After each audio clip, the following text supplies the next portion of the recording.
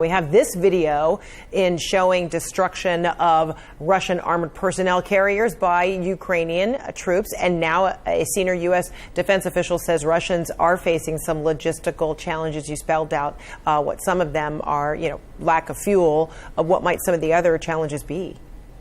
Well, the other challenge is when you're talking about using anti-tank missiles, which are all ground-mounted, you're in a terrain that's unlike the desert. You know, the United States has been fighting in Afghanistan and Iraq where there's not a lot of trees, not a lot of buildings in these kind of places. But when you have mobile armored forces going down streets where there's buildings and trees, you can hide those infantrymen with the anti-tank weapons within those locations. And what happens is and most of these vehicles you'll see have been attacked from the rear. Truthfully, Fred, I'll confess this as a tanker. Sometimes tankers don't look behind them. So when you have infantry sneaking up behind with anti-tank weapons, picking off tanks and personnel carriers, BMPs as they're called, in the city streets is relatively easy to do. So I think the Ukrainian forces are doing an extremely good job of combat in the cities. Now, that's going to point to a bad thing. What's going to happen next? I think, unfortunately, we're going to see additional war crimes committed by Mr. Putin's forces,